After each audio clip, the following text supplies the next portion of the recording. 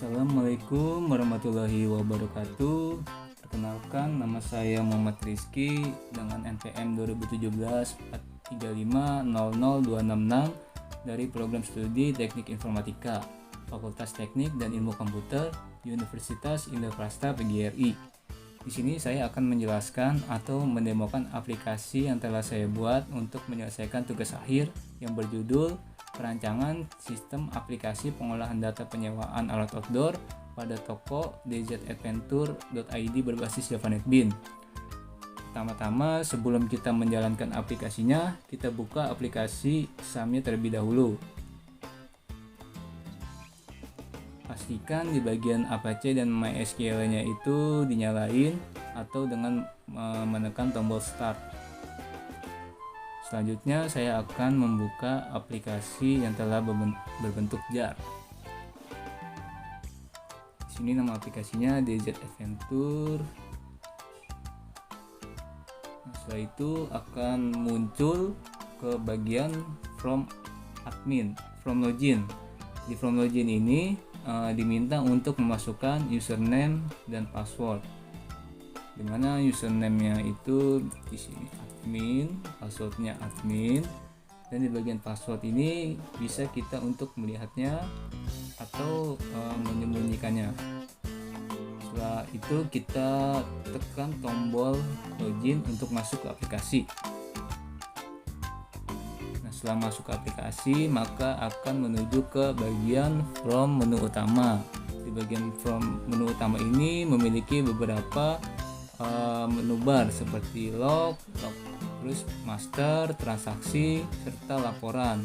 Dimana di log ini terdapat menu utama dan logout, exit. Dimana logout ini ketika kita klik akan keluar dari aplikasi menuju ke from login tadi. Dan untuk exit ini untuk menutup aplikasinya. Dan di bagian master ada data admin, data konsumen, data barang. Di bagian transaksi ada peminjaman, pengembalian, dan ganti rugi barang hilang. Dimana ganti rugi barang hilang ini ketika konsumen dalam meminjam barang tidak dapat mengembalikan barang atau barang yang telah dipinjam itu telah dihilangkan oleh konsumen, nah maka akan masuknya ke ganti rugi barang hilang.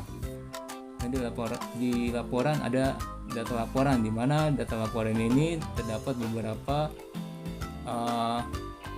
data yang dapat dicetak berupa data laporan data konsumen, laporan data barang, dan transaksi peminjaman, pengembalian, serta ganti rugi barang hilang. Dan juga terdapat laporan peminjaman per hari dan per periode. Di pengembalian juga ada laporan pengembalian per hari dan per periodenya. Nah, pertama-tama kita coba di bagian data admin. Nah, di bagian data admin ini di sini ada ID admin, username, password, nama, nomor telepon, dan alamat. Di sini username dan password ini kita pakai untuk melakukan login untuk masuk ke aplikasinya. Dan untuk yang tadi kita pakai username dan passwordnya di sini ada admin. Ini yang ID adminnya ADM001 ini. Misalkan di sini kita ingin memasukkan username dan password yang baru. Misalkan di sini username-nya Chris, passwordnya Sulit, namanya Chris John, nomor teleponnya. Nah, di bagian nomor telepon ini ketika kita mengetik huruf selain angka itu maka akan muncul peringatan masukkan angka saja. Jadi di bagian text field nomor telepon ini kita wajib memasukkan angka saja. Alamat, Depok. Ketika kita ingin menyimpannya, tinggal kita mengklik tombol save atau simpan. Data berhasil disimpan. Nah, di sini ketika kita salah memasukkan data atau menginput data, di sini bisa kita edit. Tinggal kita tekan tombol edit dan data berhasil diubah. Selanjutnya kita misalkan ingin menghapus data, di sini tinggal misalkan kita mencari nih data yang kita ingin hapus. Di sini dicari data pencarian. Misalkan yang username-nya itu Chris, atau bisa dengan ID adminnya ADM 003. Tinggal kita klik di bagian tabelnya di sini dan kita tekan tombol delete atau hapus, maka data berhasil dihapus. Dan di bagian tombol clear ini untuk membersihkan data-data yang ada di text field. Selanjutnya kita ke bagian data konsumen. Di dalam data konsumen di sini ada nomor identitas, nama, jenis kelamin, nomor telepon, dan alamat. Di mana nomor identitas ini biasanya itu berupa nomor NIK KTP atau nomor SIM dari konsumen. Misalkan di sini kita masukkan nomor identitas yang baru, namanya misalkan Sen, jenis kelamin laki-laki, nomor telepon, alamatnya misalkan Bekasi. Kita save, simpan, data berhasil disimpan di sini. Misalkan kita ingin merubah alamatnya, di sini menjadi Jagakarsa. Kita klik button edit atau tombol edit, data berhasil diubah. Misalkan kita ingin menghapus di bagian kita cari nih sini, kita misalkan ingin menghapus nama siapa nih konsumennya, misalkan Jackie, kita klik di sini di tabel, terus kita klik delete, data berhasil dihapus. Selanjutnya ke bagian data barang.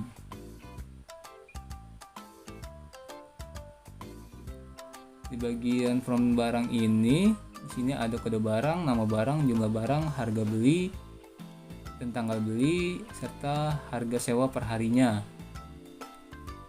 Di sini misalkan kita ingin memasukkan nama barang tenda, misalnya ada tenda baru nih. Di sini kan ada tenda kapasitas 4, tenda kapasitas 7, dan tenda kapasitas 2. Misalkan kita ingin memasukkan tenda kapasitas 5 misalnya. Sini kode barangnya TD004, nama barangnya tenda kapasitas 5, jumlah barangnya 5, harga belinya misalkan 1 juta,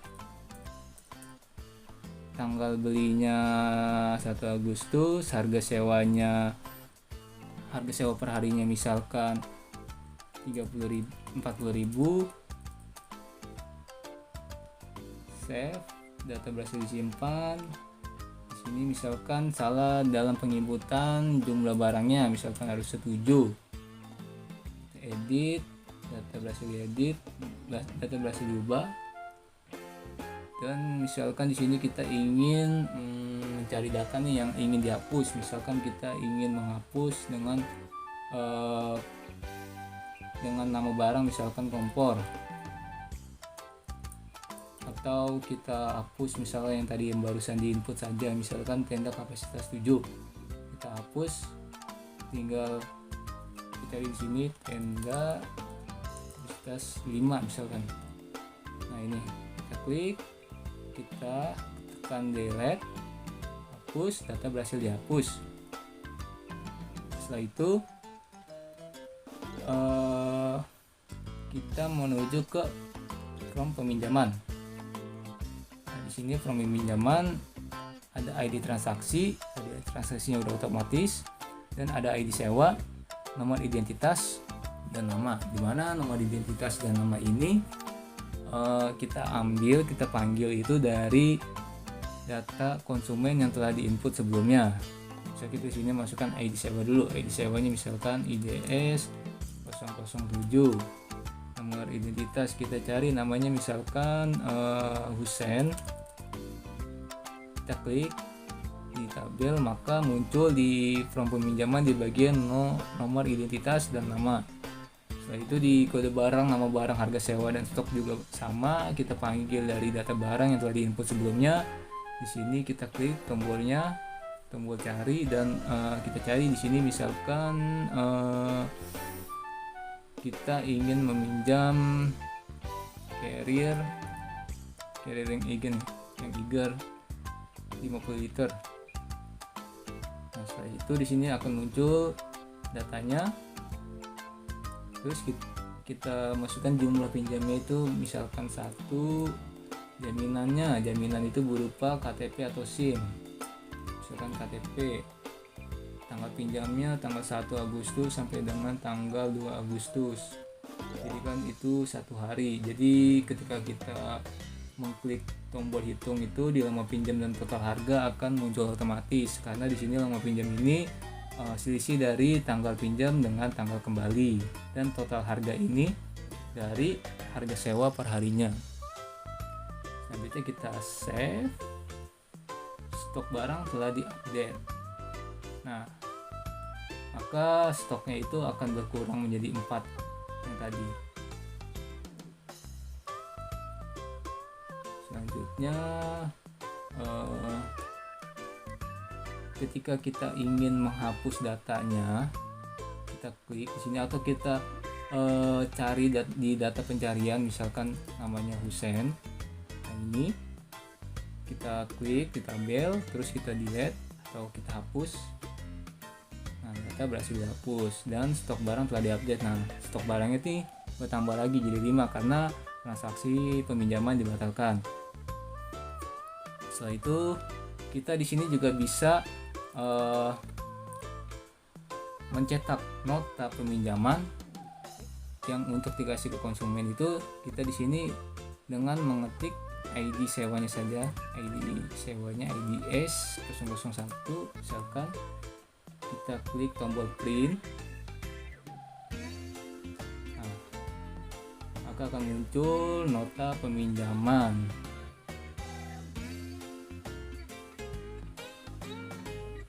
Selanjutnya kita ke form pengembalian. Nah, dimana di sini form pengembalian ada ID transaksi, dimana ID transaksi ini kita panggil dari form peminjaman, dimana datanya yang telah diinput sebelumnya.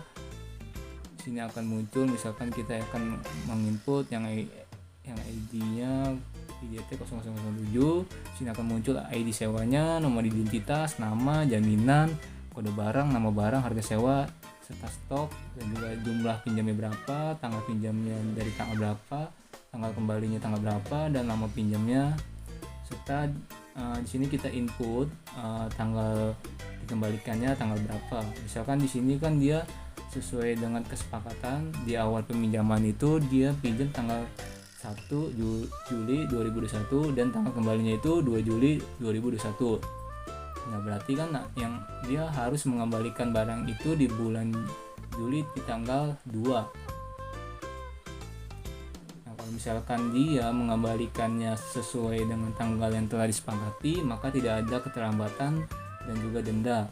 Tapi jika dia mengembalikan barangnya itu lebih dari sehari, maka akan dikenakan keterlambatan di sini 1, dan dendanya itu dari harga sewa per harinya 60.000.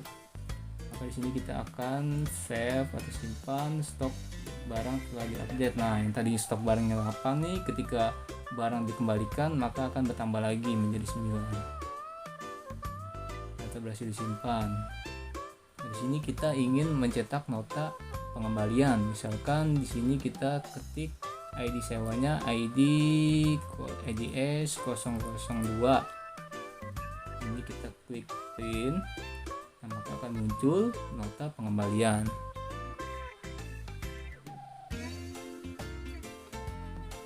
Setelah itu kita ke bagian ganti rugi barang hilang. Nah, di bagian ganti rugi barang hilang ini juga sama nih, di ID transaksinya nih kita ngambil dari from peminjaman. Sini misalkan kita ambil dari 005, akan muncul ID sewanya, nama penyewanya, kode barang, nama barang, harga sewa, serta jaminannya apa, misalnya KTP atau SIM, terus jumlah hilangnya berapa, tanggal pinjam, tanggal kembali, dan ganti rugi. Dimana ganti rugi ini adalah harga dari beli barang barunya, di mana harga harga barang dari carrier Eiger ini yang 50 liter itu harga beli barunya itu sekitar 800.000 ini. Ini diambil dari data barang yang telah diinput sebelumnya. Selanjutnya kita tinggal menginput tanggal lapor hilang, sama seperti di pengembalian. Di sini dia kan tidak dapat mengembalikan barang, tetapi dia di sini melapor barang telah hilang. Di sini misalkan melapor yaitu bulan Juni tanggal 24, yang seharusnya itu kan dia dikembalikannya itu tanggal 23. Nah, jadi ada keterlambatan nih 1 hari, dimana dendanya itu dari harga sewanya itu 80.000 per harinya. Nah, kita klik tombol hitung di subtotal, maka subtotal kita jumlahin dari ganti rugi ditambah denda menjadi 880.000. Selanjutnya kita save, data berhasil disimpan. Misalkan di sini kita cari data pencarian yang barusan di save itu, misalkan coki. Di sini ada coki. Kita klik di tabelnya, setelah itu kita delete atau kita hapus. Data berhasil dihapus. Nah, kemudian ketika kita ingin mencetak nota ganti rugi barang hilang, tinggal kita mengetik di sini ID sewanya, IDS misalkan 001.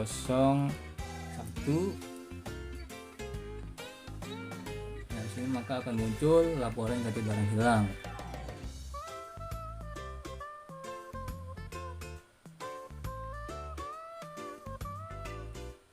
Selanjutnya kita ke bagian laporan di data laporan. Nah, di data laporan ini di sini ada laporan data barang, laporan data konsumen, laporan data peminjaman, laporan data pengembalian, serta laporan ganti rugi barang hilang. Dan juga di sini ada laporan peminjaman per periode, laporan peminjaman per hari. Di laporan pengembalian juga ada laporan per periodenya dan laporan per hari. Misalkan di sini kita ingin mencetak laporan data barang dari keseluruhan yang telah diinput. Nah, di sini laporan data barang keseluruhan yang telah diinput. Jadi laporan data konsumen.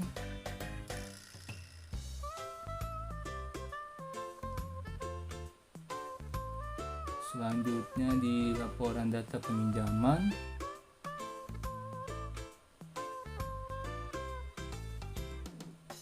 Selanjutnya di laporan data pengembalian. Dan ini laporan ini bisa di print dan dikasih untuk ke pemilik toko ini. Dan laporan ganti rugi barang hilang.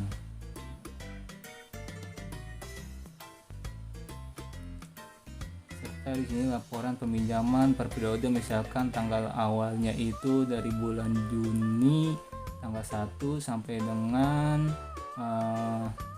bulan Juni tanggal 1, jadi 1 Juni 2021. Tanggal akhirnya misalkan tanggal 30 Juni 2021. Kita cetak dengan masa periode sebulan dari tanggal 1 Juni 2021 sampai dengan 30 Juni 2021.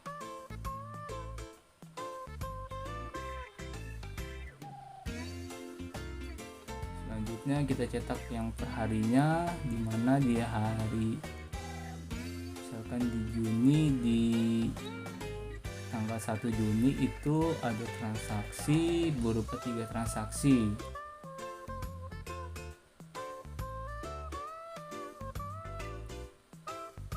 Selanjutnya di bagian laporan pengembalian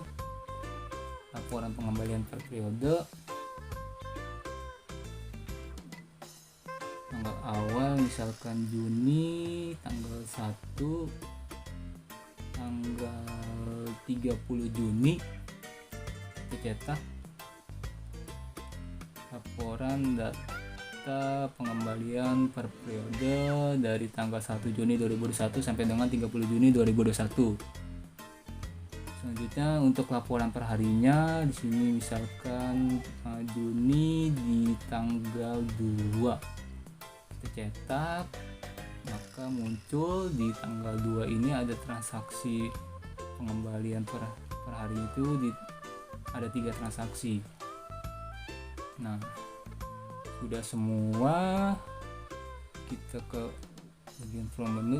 Nah, selanjutnya ketika sudah semua kita ingin logout,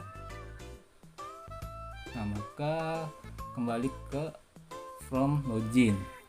Oke, sekian dari demo program skripsi saya.